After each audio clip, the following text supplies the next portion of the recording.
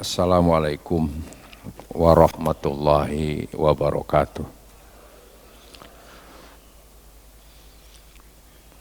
Bismillah, walhamdulillah, wassalatu wassalamu ala rasulillah Sayyidina Muhammad ibn Abdillah wa ala alihi wa ashabihi wa man tabi'ahu wa nasarahu ila yaumil qiyamah. Amma ba'du. Rabbi israh li sadri wa yassir li amri wa hlul 'uqdatam min lisani yafqahu qawli. Rabbi zidni ilman ajmain.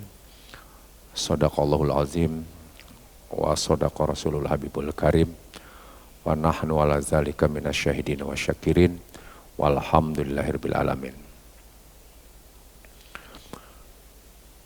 Hadirin hadirat yang dimuliakan oleh Allah Subhanahu wa taala, patut kita bersyukur di pagi hari yang cerah ini kita bisa bukan saja melaksanakan kewajiban selaku mukmin dan muslim, melaksanakan salat subuh berjamaah yang disaksikan oleh para malaikat, tapi juga bisa menghirup udara segar yang mudah-mudahan bisa menjaga kesehatan kita dan kita tidak terdampak oleh wabah Omikron sebagai varian daripada COVID-19. Penyakit dari Allah, semoga Allah pun mencabutnya segera dan di Ramadan kita bisa lebih khusyuk melaksanakan amaliyah Ramadan yang penuh nilai. Salawat dan salam kita sanjungkan kepada junjungan kita Nabi besar Muhammad SAW beserta keluarga, sahabat-sahabat, dan para pengikutnya yang insya Allah kita termasuk di antaranya. Dalam kesempatan yang lalu telah sedikit disinggung tentang kenapa manusia itu wajib bersyukur. Kenapa?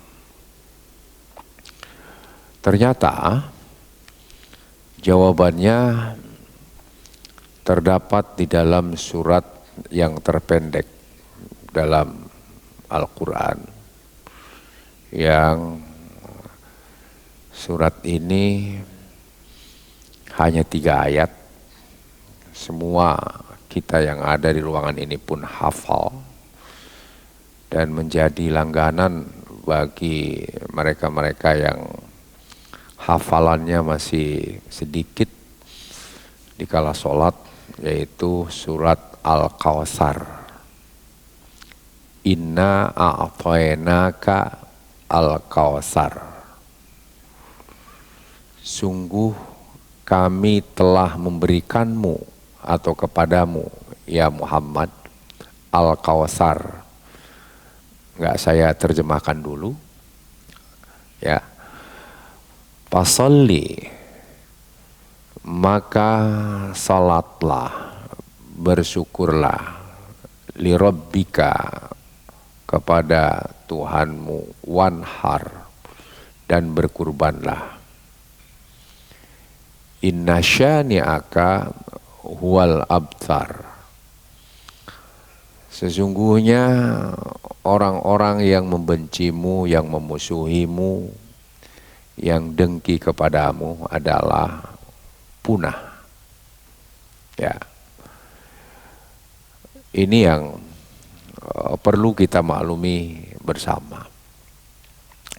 Bahwa ternyata surat yang terpendek ini menunjukkan telah sempurnanya kenikmatan Allah yang diberikan kepada baginda Nabi besar Muhammad sallallahu alaihi wasallam.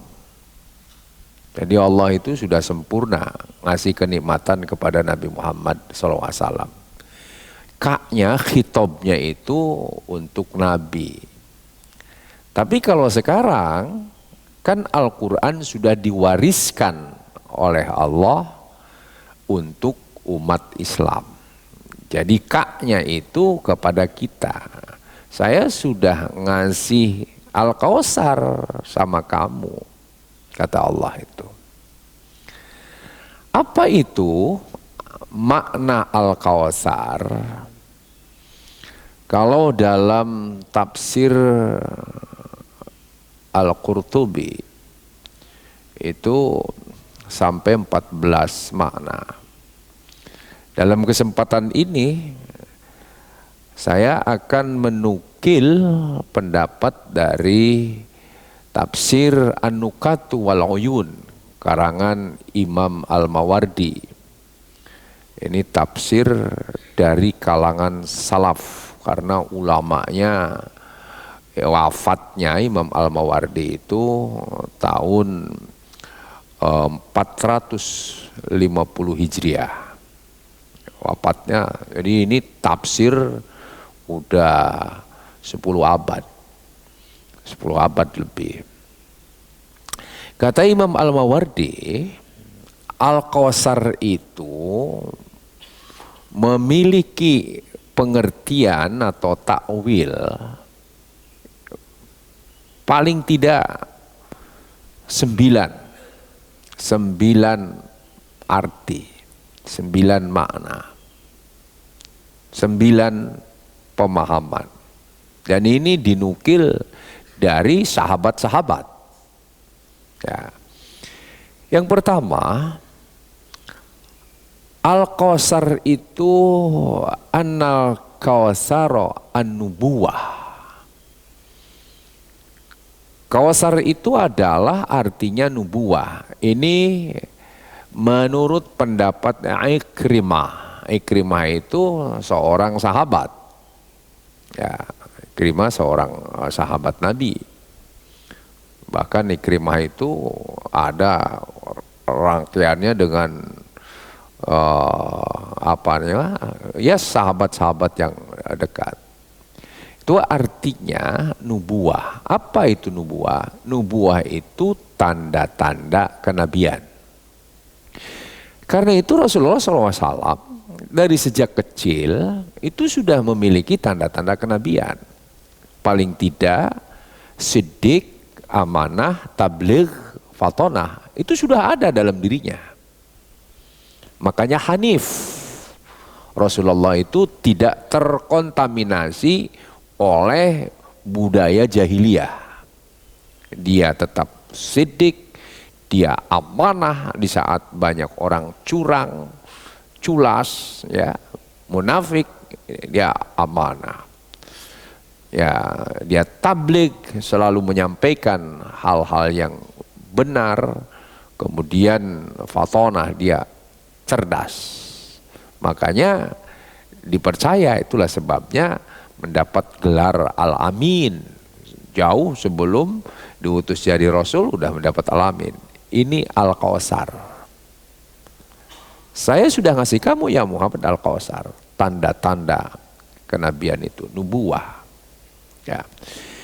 Yang kedua, Al-Kausar itu artinya Al-Quran. Ini menurut pendapat Al-Hasan, putra Nabi. Ya. Cucu Nabi maksud saya, bukan putra, cucu Nabi. Al-Hasan menyatakan yang dimaksud Al-Kausar itu adalah Al-Quran. Makanya ya inna anzalnahu fi lailatul qadar, yang maksud diturunkannya pada Lailatul Qadar yaitu syahrul Ramadan allazi unzila fihil Quran. Ya, Al-Quran. Al-Quran, Al-Kausar itu Al-Quran. Saya sudah ngasih kamu ya Muhammad Al-Kausar. Ya, kemudian Rasulullah udah wafat. Al-Qur'annya diwariskan dalam surat Fatir, "Tsumma arsalnal kitabal ladzina astafaina min ibadina." Sungguh kami wariskan Al-Quran itu, Alkitab itu kepada hamba-hamba pilihan kami. Dan ya para ulama, jumhur ulama mengatakan yang disebut hamba pilihan kami adalah orang Islam. Orang Islam itu pilihan Allah, diwariskan Al-Quran. Jadi sungguh kami sudah ngasih kamu, wahai manusia. Nah, itu Al-Quran. Dengan Al-Quran coba orang bisa ada kalimat yang namanya soleh, ada toleh. Karena Al-Quran manusia itu bisa tahu mana yang halal, mana yang haram, mana yang kafir dan mana yang mendapatkan petunjuk. Dan Al-Quran itu istimewanya dijaga kemurniannya sampai kiamat. Al-Quran itu murni, makanya di seluruh dunia Al-Quran sama. Definisinya saja, Al-Quran itu dalam tafsir Munir Wahbah Al-Zuhaili, Al-Quran itu kalamullah, firman Allah, al-mu'jizu, yang mengandung mukjizat. Jadi kemujizatan Al-Quran itu tidak pernah berhenti sampai hari kiamat. Firman Allah yang mengandung mukjizat. Sampai hari kiamat mukjizatnya. Makanya terus banyak ilmuwan-ilmuwan dunia ya sekuler masuk Islam karena gara-gara penemuan-penemuan kemujizatan Al-Quran itu. Al-Munazzalu ala Muhammadin SAW, yang diturunkan kepada Nabi Muhammad SAW. Al-Quran tidak diturunkan kepada yang lain kecuali kepada Nabi Muhammad. Jadi kalau yang ngaku-ngaku kayak Ahmad Musaddiq, atau kalau dulu waktu Nabi masih hidup Musailamah Al-Kadzab, nah, itu pasti namanya Al-Kadzab, bohong ya. Atau Lia Edan, Lia Aminuddin tuh kan ngaku dapat wahyu, itu pasti bohong. Hanya kepada Nabi Muhammad ya. Bilabzil Arabi, dengan lafaz bahasa Arab ya, dengan bahasa Arab. Jadi Al-Quran itu adalah bahasa Arab. Makanya Al-Quran sama bahasa Arab. Yang beda nanti tafsirnya. Tapi bahasa Arabnya. Bilabdil Arabi. Al-maktub fil masahih. Fil masahif.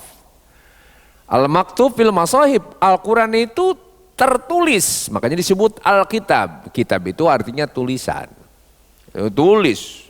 Dan tulisan Al-Quran ada yang dengan tulisan tangan, banyak yang tulisan tangan, ada yang ditulis kayak seperti di Palembang itu tulis di papan yang besar, diukir dalam jati, mau macam-macam ya. Kemudian termasuk percetakan-percetakan di Indonesia itu banyak yang mencetak Al-Quran, dan yang terbesar adalah di Madinah Al-Munawwarah, itu percetakan Al-Quran yang jutaan tiap hari dicetak.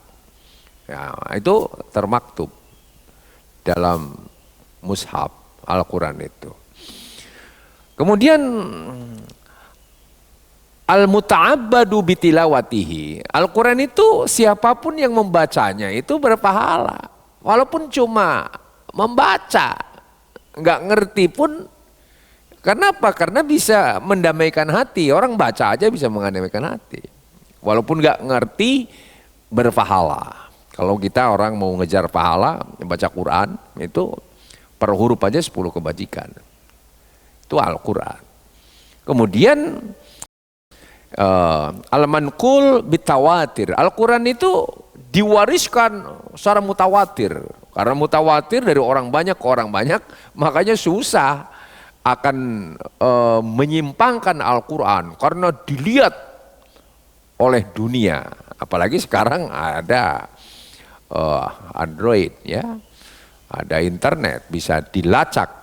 Ada satu huruf yang dihilangkan saja ketahuan ya. Itu hebatnya Al-Quran. Kemudian Al-Quran Al-Maftuh bi suratil Fatihah diawali dengan surat Al-Fatihah 7 ayat dari Bismillahirrahmanirrahim sampai Waladhdallin dan diakhiri oleh surat An-Nas. Urutan-urutannya saja udah. Itulah Al-Kautsar. Coba betapa nikmatnya kalau kita mau merenung. Udah diwariskan kepada kita. Itu yang kedua. Yang ketiga, Al-Kautsar itu menurut Mughirah adalah Al-Islam. Jadi inna a'tainaka al-Kautsar, sungguh kami sudah ngasih kamu ya Muhammad Al-Kautsar. Sekarang diwariskan kepada kita, saya sudah ngasih kamu hai manusia Al-Kautsar, Al-Islam. Al-Islam itu adalah kepasrahan, keselamatan, kedamaian.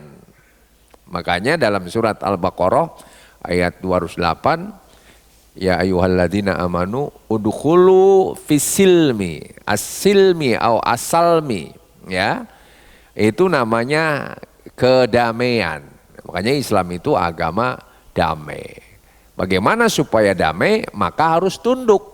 Aslama yuslimu islaman. Orangnya disebut muslim. Jamaknya muslimun. Kalau perempuan muslimat. Nah, itu namanya orang yang pasrah, yang tunduk. Pasrah kemana? Pasrah kepada Allah. Semua nabi. Jadi kalau pasrah kepada Allah enak, nikmat. Kalau pasrah kepada manusia, wah manusia itu yang amanah. Ya, tadi ayatnya dibaca, inna arnal amanata ala samawati wal ar. Amanat yaitu ditawarkan ke langit, ke bumi, ke gunung, menolak. Wah malahal insan. Tapi kecuali manusia yang mendapatkan amanah. Tapi sayangnya zoluman jahula. Manusia itu bodoh, ya, zolim, nerima amanahnya, mau tetapi tanggung jawab namanya tidak. Nah, itu makanya disebut zolim, pasrah. Jadi tidak ada kenikmatan yang paling indah di dunia ini kecuali pasrah kepada Allah. Pasrah kepada Allah itu apa? Contoh umpamanya dalam surat Al-Insan, ya, innama nut'imukum liwajillah la nuridu minkum jazaa'a wala syukura. Ya.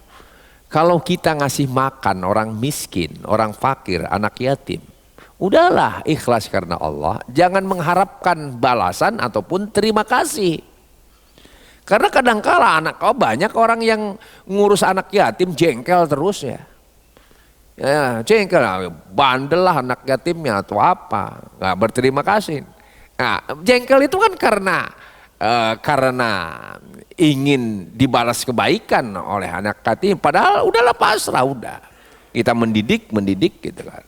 Tapi pasrah sama dengan kita ikhlas pasrah kepada Allah, mendidik ya, anak maksimal ku anfusakum wa ahlikum naro. Itu pasrah kepada Allah. Jadi pasrah kepada Allah karena Allah mewajibkan kita mendidik anak kita maksimal karena Allah. Ku anfusakum wa ahlikum naro. Nah, urusan nanti bagaimana jadinya anak, nah itu Allah yang punya urusan. Jadi itulah yang namanya keikhlasan. Termasuk ya contoh kecil aja, kalau umpamanya istri menyediakan kopi atau sarapan pagi ya untuk suami karena Allah, diminum tidak diminum, dimakan tidak dimakan, ya udah, diminum alhamdulillah, enggak diminum minum sendiri, ya kan enak kan, ya kan ya. Coba kalau niatnya karena suami supaya suaminya macam-macam ya, sayang supaya royal sama istri, diservis. Ternyata satu ketika nggak diminum karena buru-buru suaminya. Ya, udah pokoknya akhirnya sumpah serapah kan, mulai besok nggak akan saya buatkan kopi kan. Kan begitu itu. Jadi itulah untungnya pasrah kepada Allah. Sama dai juga begitu, mubalik juga pasrah kepada Allah. Makanya saya punya prinsip dari dulu, saya menyampaikan ilmu, saya nggak mau dipanatiki orang aja, nggak mau saya, takut. Sehingga saya punya jamaah. Ya takutnya manusia itu nggak tahan dipuji. Akhirnya wah bangun ekonomi, wow supaya sodakohnya kepada dirinya sendiri gitu kan. Nah itu kan di situ itu sungguhnya ujian. Jadi mendingan pasrah kepada Allah. Ya, dakwah pun pasrah. Kenapa? Hidayah itu hanya milik Allah. Ya manusia nggak bisa memberikan hidayah.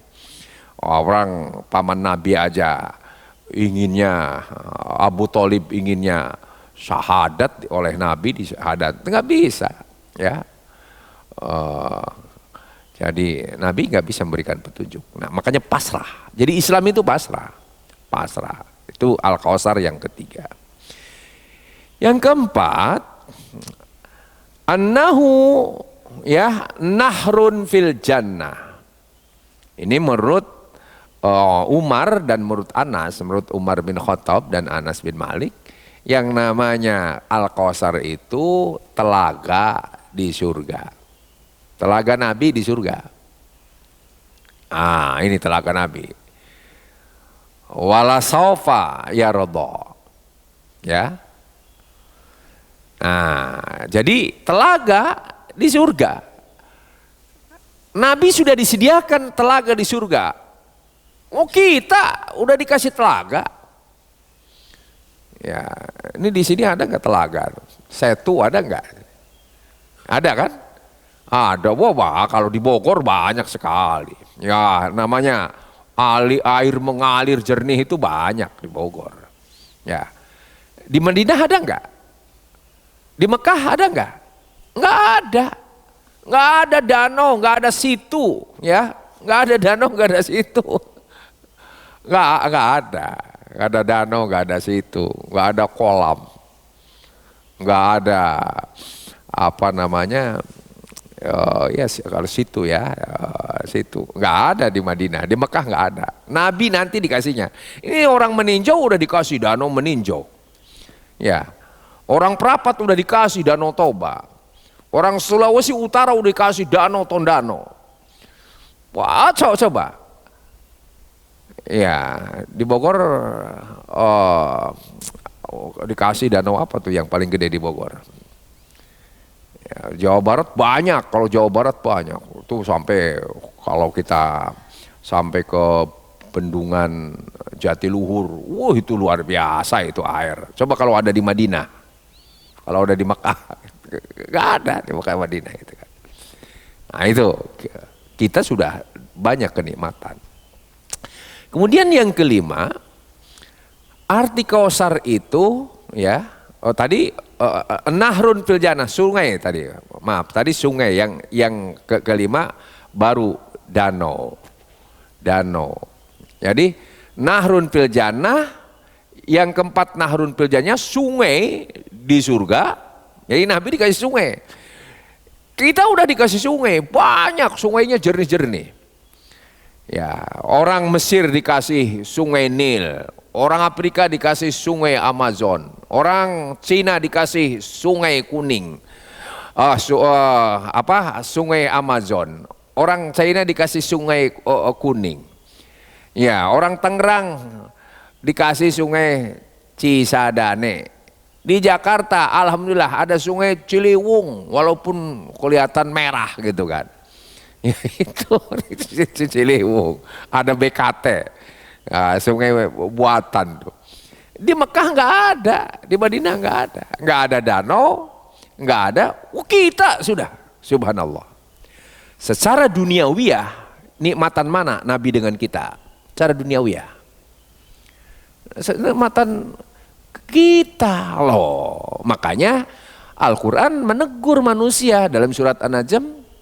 Fabi ayyi ala rabbika tatamara. Nikmat mana yang kamu ragukan? Coba nikmat mana yang kamu ragukan? Makanya sungguhnya tidak ada, ya, tidak ada alasan manusia untuk putus asa, untuk mengeluh, tuh nggak ada. Sungguhnya nggak ada alasan. Bahkan dalam surat Ar-Rahman 32 kali diulang-ulang, fabi ayyi ala, fabi ni'matin. Ya itu kan itu. Fabi ayyi ala, fabi ni'matin. Artinya nikmat mana yang hendak kau dustakan? Fabi ayyi ala rabbikuma tukadziban. Nggak ada yang bisa didustakan, nikmat. Makanya orang yang tidak mengakui nikmat namanya kafir. Kafir dia menutupi orang, menutupi nikmatnya, itu namanya kafir. Subhanallah. Nah, itu Al-Kautsar. Jadi sungguhnya Al-Kautsar dari alam itu. Padahal sekarang di sini, ini kalau diuraikan yang namanya danau, yang namanya sungai itu include dengan akibat dari sungai dan dari danau. Kalau ada danau, pasti di sekelilingnya pohon-pohon yang indah karena subur. Kalau ada sungai, pasti itu subur. Itu konsekuensinya. Makanya di mana-mana kehidupan itu diawali dari pinggir sungai, dari pinggir danau. Kalau zaman jahiliyah di oase-oase itu, makanya rebutan mereka, saling bunuh, ya, untuk rebutan air itu. Oh kita, masya Allah. Ini makanya waktu Syekh Yamani dulu, ya, waktu Alam Shah Ratu Parunegara jadi apa?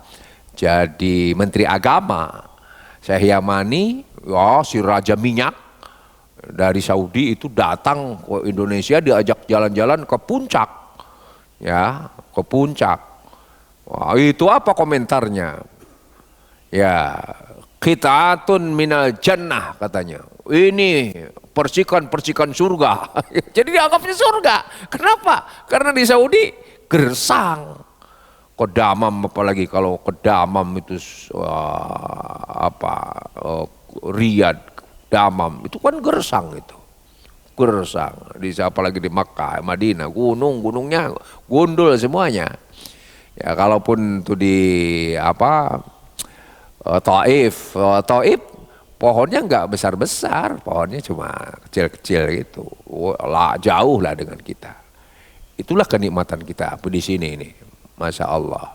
Ya, itu Al-Kautsar. Dengan begitu oksigennya bagus. Dengan begitu ya ini AC nggak berfungsi kan. Ya kalah oleh udara dingin kalau malam itu kan gitu kan. Coba kalau diuangkan itu di puncak, maaf kalau di puncak diuangkan satu malam berapa itu? Kalau kita ke puncak, puncak itu kan AC-nya kan dihidupin karena kalau dihidupin nggak bisa tidur terlalu dingin puncak itu. Kalau diduitkan berapa? Kalau diduitkan semalam, masya Allah. Nah, itu nikmat.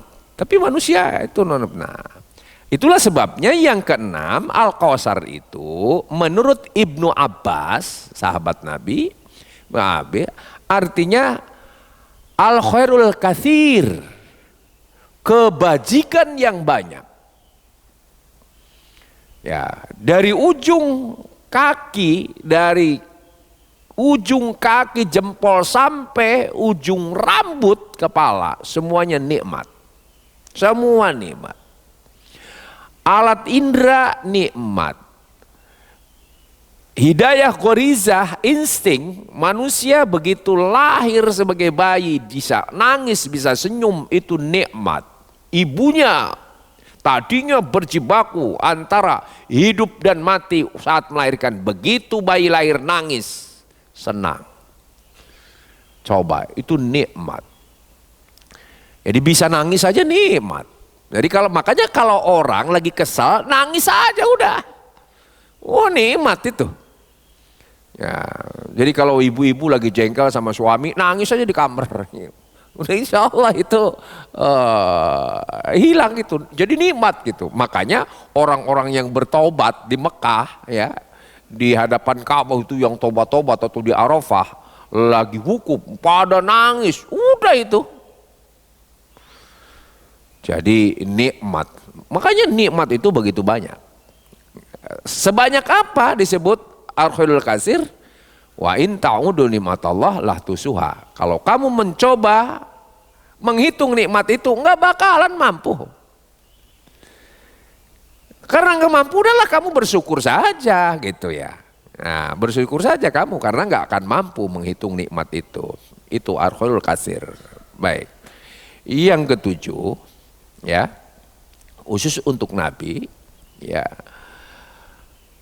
Yang namanya Al-Kausar itu kasratu ummatihi. Umatnya banyak. Umat Nabi Muhammad sekarang saja nih terbanyak di dunia dari seluruh agama. Kalau Katolik dan Protestan pisah, yang terbanyak itu umat Islam. Makanya umat Islam jangan cuma banyaknya, jangan seperti buih di lautan, hanya terombang-ambing. Harus punya prinsip, harus tahu wawasan. Ya, apalagi di negara Indonesia, negara demokrasi. Negara demokrasi itu pemimpin itu tergantung rakyatnya. Karena yang punya kedaulatan adalah rakyat.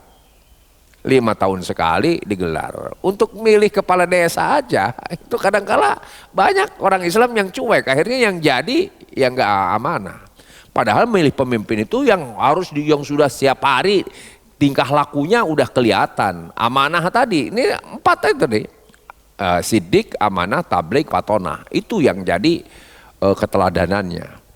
Milih anggota dewan kek, milih kepala desa kek, ya, milih DPRD tingkat 2, tingkat 1 ataupun DPR pusat. Nah, nanti milih bupati, milih gubernur, milih presiden pun itu di situ. Cari. Ya, kenapa? Karena disitulah itu merupakan bagian dari tanggung jawab.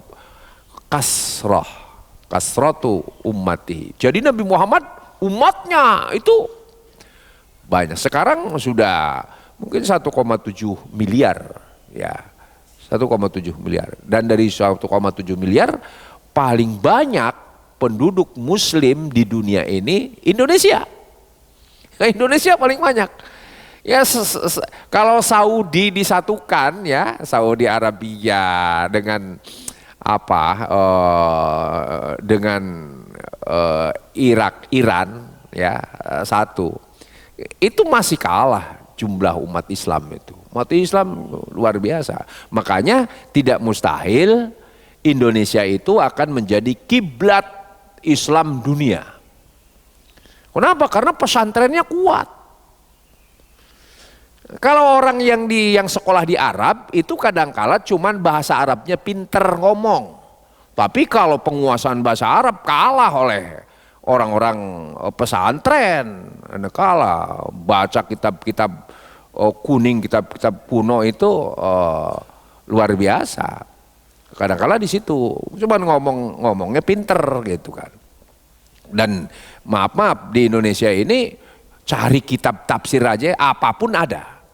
Tapi kalau ke Mekah susah cari kitab-kitab yang apa namanya, yang berseberangan dengan mazhab yang dipakai di Saudi itu agak susah. Di Madinah ngumpet-ngumpet. Saya kebetulan kalau tapi sekarang sudah mulai kalau di ke Makkahnya itu agak susah, tapi kalau keluar ke Mekah, ke Syamalia, ke Mina, itu di situ ada maktabah, ya, luar biasa. Tapi kalau di Mesir itu lebih hebat lagi kitab-kitabnya itu. Jadi kitab-kitab itu luar biasa. Nah, jadi umat Islam disitulah terbanyak, ya, itu nikmat, ya. Indonesia yang terbanyak. Tapi Indonesia ya, apalagi kenapa? Karena semangat al-adawahnya tinggi. Sangat al-adawah, permusuhan, senang, bermusuhan itu senang gitu kan. Lihat aja di medsos. Ya, itu bermusuhan, saling kafir, ini bid'ah, dolalah, masuk neraka gitu. kayak jadi panitia surga gitu. Itu padahal perilaku Bani Israel. Perilaku Bani Israel itu begitu tuh ya. Iya, sehingga Allah nyinggung kalau umpamanya jaminan Allah darul akhirah itu adalah indallah khalisatan min dunin nas fatamanawul mauta. Ya. Kalau umpamanya udah punya keyakinan surga itu hanya milik mereka, udah aja minta mati segera. Wong di surga lebih enak gitu kan. Ya, kalau benar-benar jadi panitia surga, menganggap dirinya cepat aja segera mati. Tapi ya mereka tidak mau, ya seperti disyaratkan dalam surat Al-Baqarah itu. Jadi itulah yang ketujuh. Yang kedelapan, ya menurut Ibnu Kaisan, Al-Kausar itu artinya Al-Isar. Isar. Isar itu apa? Isar itu lebih mengutamakan orang lain ketimbang dirinya sendiri. Wah, itu kenikmatan yang sangat luar biasa. Jadi kalau kita senang ngasih, wah itu nikmatnya luar biasa. Wa yu'siruna ala anfusihim walau kana bihim khasasah. Mereka lebih senang, lebih mengutamakan orang lain ketimbang dirinya walaupun butuh gitu kan. Inilah mental Nabi dan sahabat-sahabat. Makanya hanya 10 tahun di Madinah tadinya, nah Madinah itu tadinya Yasrib. Yasrib itu artinya apa? Yasrib itu ya saling menghina, saling menghujat, ya saling merendahkan, saling mencela tuh kerjanya orang-orang Madinah antar suku. Tapi begitu Rasulullah bina 10 tahun total berubah. Jadilah Madinah Al-Munawwarah. Madinah itu Madinah kota. Jadi kota modern pertama di dunia itu Madinah. Modern itu bukan karena gedungnya. Sekarang kan orientasinya gedung. Kalau gedung Basaria. Yang namanya modern itu pola pikirnya modern. Kemanusiaannya tinggi. Gotong royongnya luar biasa. Saling kasih terhadap sesama. Toleransinya tinggi. Itulah modern di situ. Itu yang dibangun oleh Rasulullah. Makanya disebut Madinah Al-Munawwarah. Madinah, kota yang disinari. Disinari oleh apa? Disinari oleh ilmu. Peradaban Islam itu makanya pasang surut nggak pernah hilang, cuman pasang surut aja. Sekarang lagi mulai bangkit lagi. Jadi di situ itu kenikmatan yang sangat luar biasa. Islam itu. Jadi Al-Kausar. Jadi kalau bapak-bapak lebih mementingkan anak kita, anak kita lagi sekolah, punya uang, anak butuh buku apa? Saya dulu waktu anak-anak saya masih kecil, ya yang penting anak itu pesantrennya kuat, jadi ngajinya kuat. Anak saya suruh tapi urusan jurusan itu jangan jangan intervensi. Enjoynya kemana dia jurusan? Yang penting agamanya dulu kuat, dasarnya kuat. Ya, saya anak-anak saya begitu. Kalau lagi liburan, diajaknya kemana? Diajaknya ke toko buku, ya, ke Gramedia. Toko buku, ya kan sambil muter-muter nanti baca, ada yang senang dibaca, udah nanti milih mana yang dibeli, ya mana yang disukai dibeli. Untuk buku jangan kita pelit. Itu caranya, itu isar. Padahal kita butuh baju, udah butut, tapi kita sisihkan mendingan beli buku untuk anak daripada ya masih banyak yang baju yang masih dipakai. Itu namanya isar. Guru ada nggak yang isar? Banyak. Makanya guru itu pahlawan tanpa tanda jasa. Ustad-ustad banyak yang isar.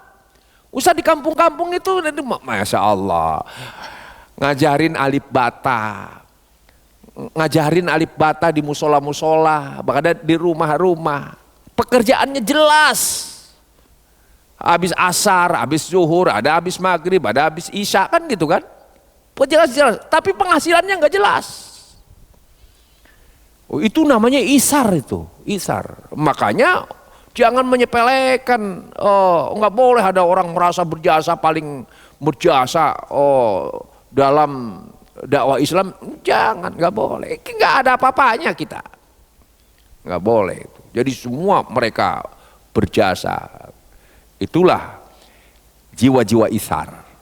Isar itu lebih mengutamakan. Coba kalau ada pemimpin lebih mengutamakan rakyatnya nih, wah, luar biasa. Ya, luar biasa. Contoh nggak usah jauh-jauh. Yang dulu kontroversi karena bukan dari Sunni, yaitu dari Syiah kan di Iran, ya. Khomeini. Itu kan hidupnya sederhana banget kan, itu kan. Sederhana gitu. Ya, sayang dari Syiah. Coba kalau dari Sunni ada presiden yang menampakkan kesederhanaannya. Ya, mudah-mudahan kita punya presiden nanti kesederhanaannya bukan pencitraan tapi benar-benar ya, benar-benar sederhana gitu kan. Benar-benar isar. Waduh.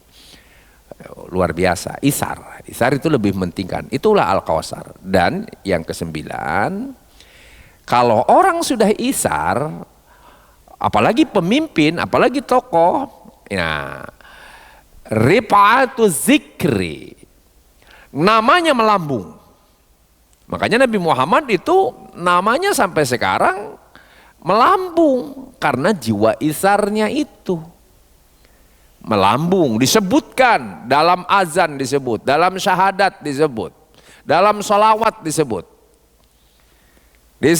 Nabi Muhammad. Makanya tidak ada nama selain Allah yang paling banyak disebut, termasuk oleh para malaikat disebut, adalah Nabi Muhammad Sallallahu Alaihi Wasallam. Itu nah, jadi itulah kalau kita ingin disebut oleh siapa? Kecilannya disebut oleh anak kita. Aduh, saya bangga dengan bapak saya. Walaupun hanya menjual pisang goreng, tapi semangat untuk tanggung jawab terhadap anak, sehingga saya alhamdulillah saya bisa ngaji, saya bisa berpendidikan. Bapak saya SD pun nggak tamat, tapi saya bisa sarjana. Itu mulia, itu namanya isar. Subhanallah. Nah ini. Jadi kalau manusia sudah paham nih nikmat yang begitu banyak kepada diri kita, ya, maka pasolli. Nah, pasolli li rabbika. Pasolli li rabbika wanhar. Nah, apa itu solli? Nah, di sini pasolli dimaknai ya, di dalam Anukat wal Uyud. Pasolli di sini diperintah solatlah as-solatul maktubah. Solatlah kamu 5 waktu sehari semalam. Nah makanya solat itu nggak boleh tujuan untuk kaya, nggak boleh. Sekarang kan ada orang niat solat duha supaya kaya, salah. Lirabbika, untuk Tuhan. Tapi kalau kita tenang mau ingin kaya silahkan, tapi sholatnya jangan dibawa-bawa supaya kaya, jangan. Ya, lirabbika, sholat 5 waktu, ya. Nah, jadi sholat maktubah. Ada yang menafsirkan juga, diantaranya menurut Mujahid yang dimaksud sholat maktubah di sini adalah khusus sholat subuh di Muzdalifah. Sholat subuh di Muzdalifah. Muzdalifah sholat subuh di Muzdalifah, ya, sholat subuh di Muzdalifah. Nah, kemudian ada juga menurut Atha, pasolli itu adalah sholat Aid. Sholat Id. Maka sholat idlah. Sholat idlah. Dan ada lagi yang berpendapat, ya, menurut Ikrimah, ushkur rabbaka, bersyukurlah kepada Tuhanmu. Ini yang lebih tepat. Jadi pasolli li rabbika, bersyukurlah kepada Tuhanmu sebagaimana tadi kenikmatan yang sudah kita terima, bersyukur gitu. Makanya ibadah yang tertinggi nilainya adalah ibadah yang bersyukur. Makanya Nabi, ya, Nabi itu kan dijamin masuk surga, tapi hatta tawarromat kodamahu, sampai kakinya bengkak, ya mulail. Kenapa? Karena untuk bersyukur.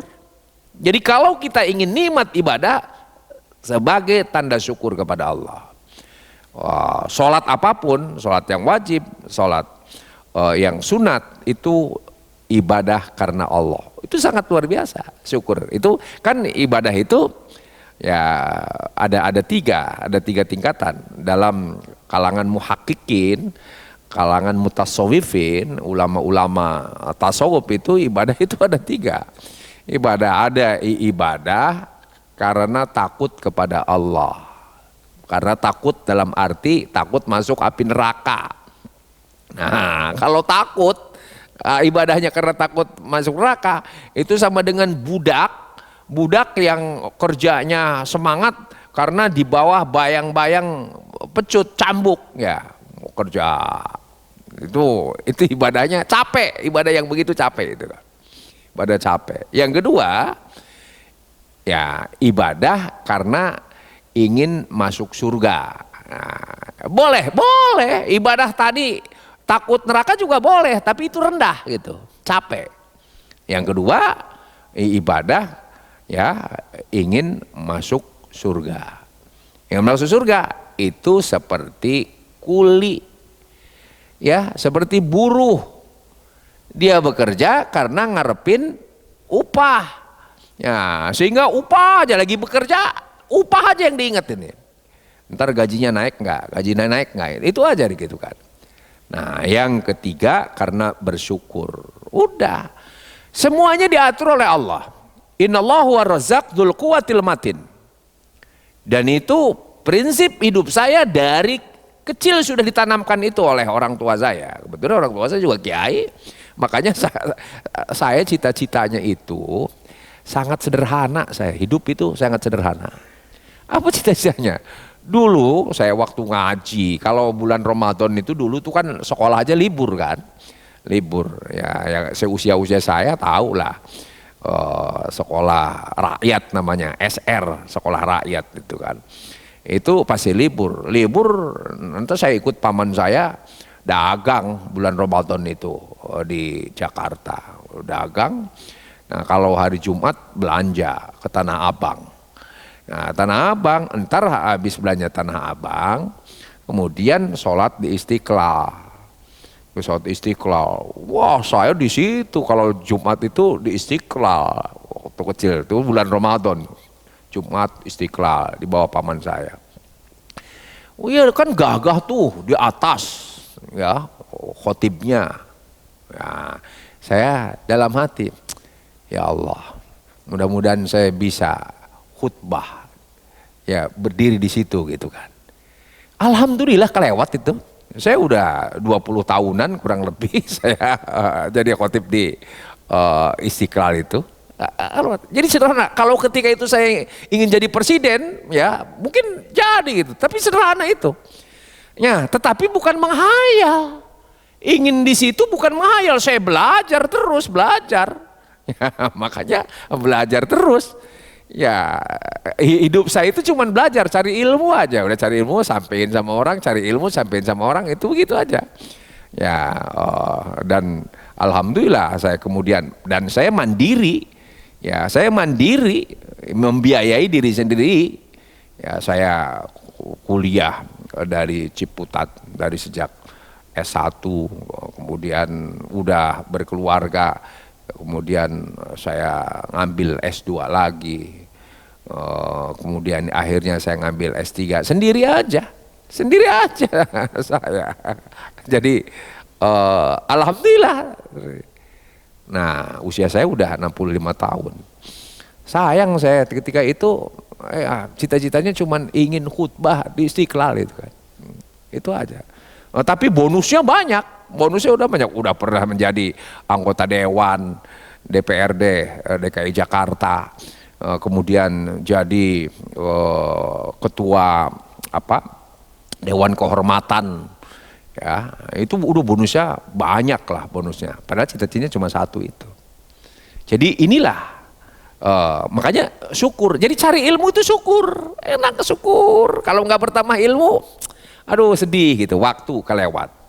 Nah, makanya lafi khusrin, manusia itu rugi kalau tidak memanfaatkan waktu.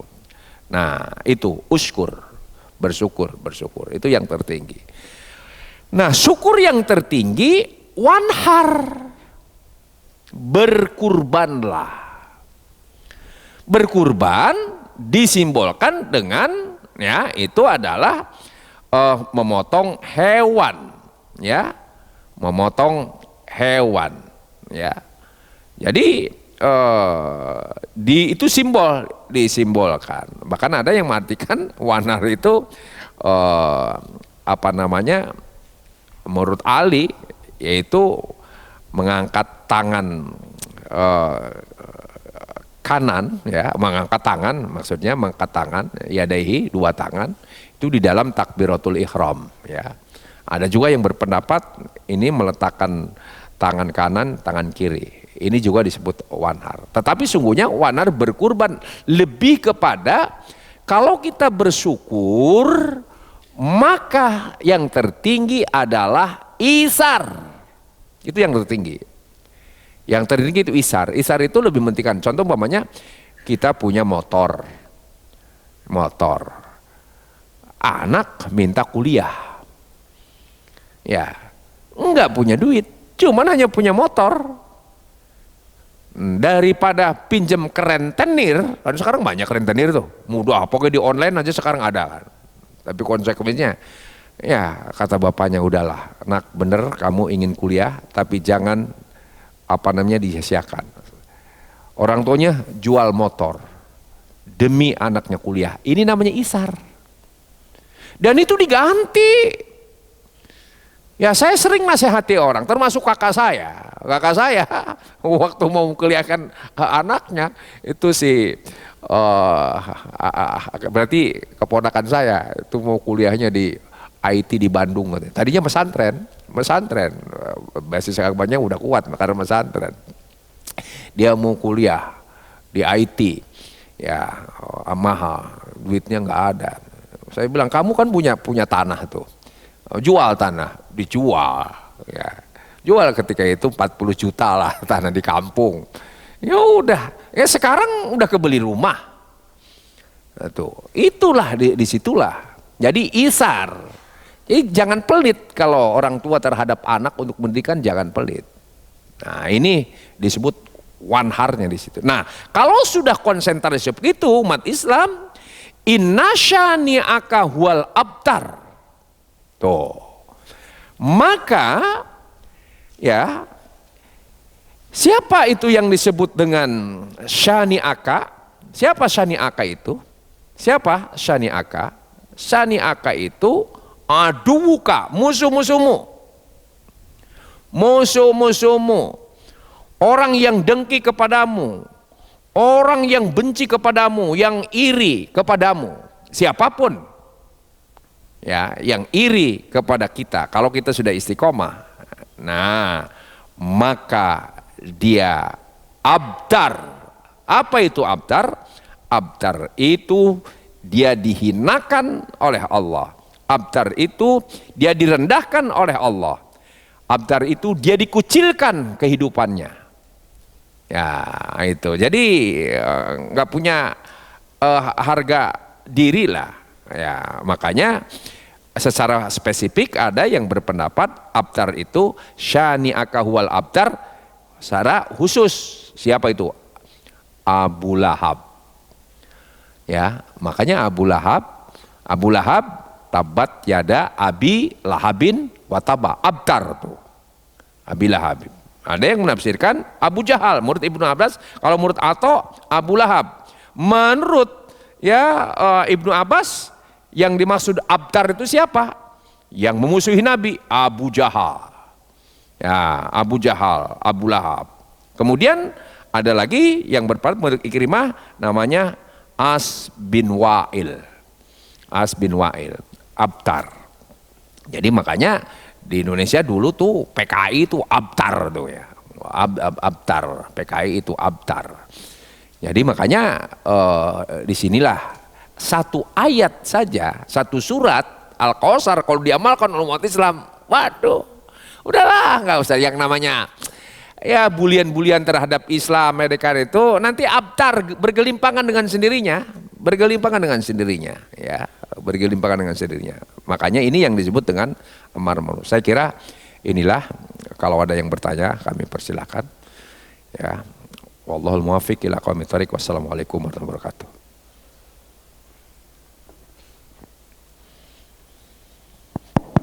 Baik, Bapak-bapak, ada yang mau bertanya?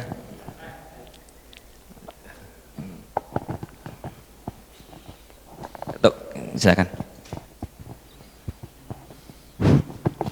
Assalamualaikum warahmatullahi wabarakatuh. Kajian kita pagi ini Ustaz mengenai nikmat. Ustaz menyampaikan nikmat melalui surat Al-Kausar. Ya. Saya juga mau menanyakan nikmat tapi melalui surat Ar-Rahman. Ya. Di surat Ar-Rahman itu kan banyak sekali nikmat. Sampai tidak kurang dari 31 kali Allah menanyakan nikmat mana lagi yang kamu dustakan. Ya. Nikmat yang di surat Ar-Rahman ini saya menanyakan khusus nikmat sorga. Ya. Sorga itu kan sifatnya itu ghaib, Ustaz, ya, ghaib. Ya. Meskipun orang mukmin, meskipun ghaib, dan tidak bisa ditangkap dengan panca indera manusia, tapi harus mengakui ada itu, yakin. Dan juga tidak boleh ragu-ragu. Saya ini menanyakan mengenai surga ini bukan karena ragu-ragu, Ustaz, semata-mata hanya mengenai ilmu. Mengenai surga di surat Rahman ada 2 ayat, yaitu ayat pertama yang 46 dan 62. Kedua-dua ayat itu isi surga itu sama-sama ada pohon dan buah-buahan, sama-sama ada bidadari, ada sama-sama air mengalir dan permadani. Yang saya tanyakan kan ada yang pertama yang 46 ada orang yang takut menghadap Allah, ada 2 surga. Nah, di surat 62 selain dari 2 surga tadi ada 2 lagi. Kan berarti ada 4 surga, Ustaz. Nah, pertanyaan saya, 4 surga itu pembagiannya untuk mukmin yang mana, Ustaz? Apakah tingkat ketawanya atau pembagian surga tempatnya manusia dan jin? Terima kasih, Ustaz. Assalamualaikum warahmatullahi wabarakatuh. Baik, ini luar biasa pertanyaannya. Yang jelas, surga itu dalam pandangan Imam Ar-Razi itu alamul ajsam. Jadi bukan alam arwah. Artinya physically, Pak. Itu surga. Surga itu punya tingkatan-tingkatan. Jadi yang jelas orang masuk surga itu ada 3 level. Surganya saja ada tingkatan-tingkatan. Pintunya pun pintu surga itu tadi ada 8 pintu. Yang kemarin udah saya terangkan kan? Ada 8 pintu. Ada pintu ma'rifah, ada pintu zikir, pintu ingat. Ada pintu khauf, ada pintu roja, ada pintu roja, pintu khauf, pintu takut, pintu roja, pintu optimis, kemudian pintu ikhlas, kemudian pintu doa ya, dan pintu keteladanan. Jadi kita menteladani orang tua kita yang baik-baik, menteladani guru kita. Keteladanan yang tertinggi adalah Nabi Muhammad SAW. Itu pintu. Demikian pula tingkatan surga itu tingkatan-tingkatan. Yang masuk surga saja ada 3 level. Di dalam surat Fatir kan orang masuk surga itu ada alatul langsung bigweri hisab. Siapa itu? Sabikun bil khairat. Orang yang selalu dihiasi oleh kebaikan. Pokoknya kebaikan saja. Yang di otaknya kebaikan saja. Ya, pokoknya dia mensyukuri terus berbuat kebaikan, nggak ada namanya, nggak ada ria, nggak ada apa. Pokoknya kebaikan terus. Semuanya kebaikan. Yang dari waktu ke waktu kebaikan, dari tauhid ke tauhid. Ini tidak dihisab lagi, langsung.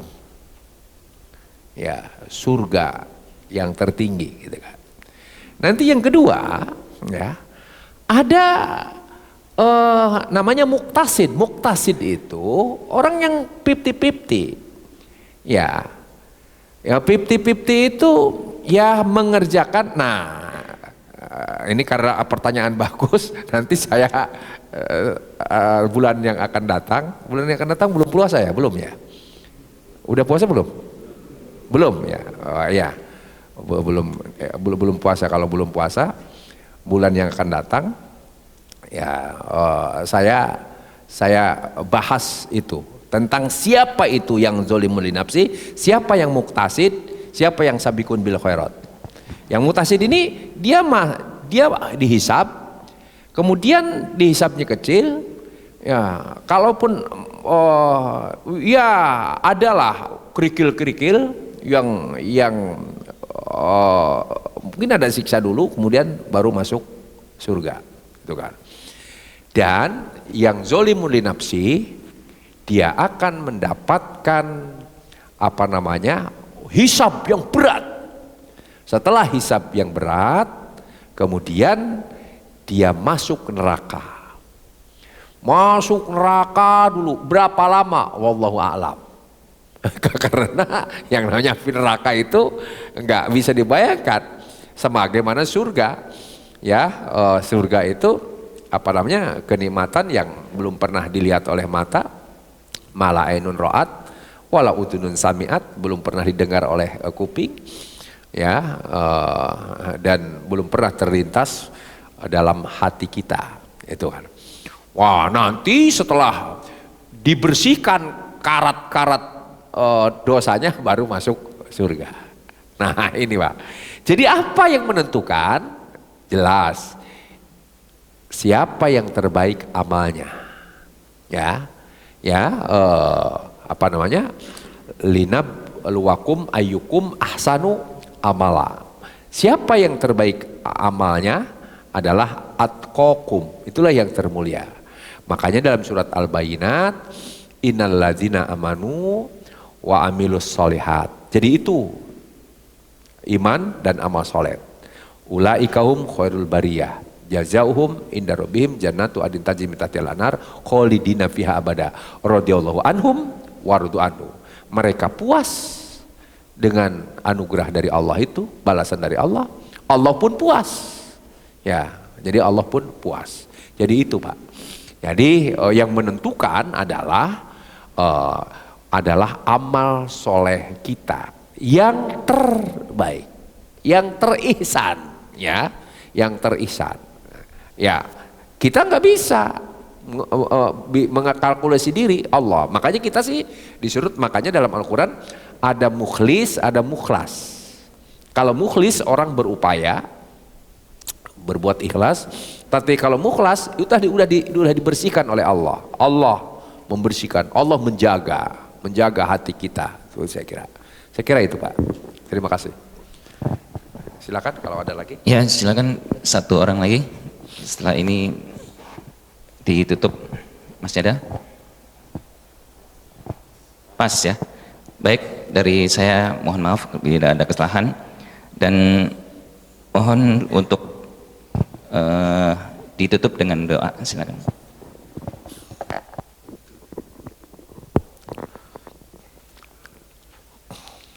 Alhamdulillahirabbil alamin wassalatu wassalamu ala asyrofil mursalin wa ala alihi washabihi ajmain. Allahumma lakal hamdu wa lakal mustaqa wa antal musta'an wa la haula wa la quwwata illa billah. Allahumma arinal haqqa haqqa warzuqna tiba'ah wa arinal batila batila warzuqna jinabah. Allahumma ja'al hadza jamana jam'an marhuma wa tafarruquna tafuqara min ba'di ma'suma. Allahumma barik lana fi rizqina wa barik lana fi hayatina wa barik lana fi ilmina wa barik lana fi auladina wa barik lana fi usratina wa barik lana fi ma'isyatina wa barik lana fi majlisina hadza wa barik lana fi ta'limina hadza wa barik lana fi qaryatina wa barik lana fi baladina Indonesia khassah wa min budanil muslimina wal mu'minina amah. Rabbana taqabbal minna salatana wa siyamana wa qiyamana wa ruku'ana wa sujudana wa tasbihana wa masyayikhina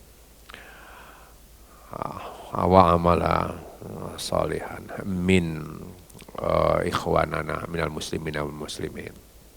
Allahumma taqabbal minna innaka tasamul alim wa tub alaina kita tawwabur rahim. Rabbana atina fid dunya hasanah wa fil akhirati hasanah wa qina adzabannar. Subhana rabbika rabbil izzati amma yasifun wa salamun alhamdulillahi rabbil alamin. Assalamualaikum warahmatullahi wabarakatuh.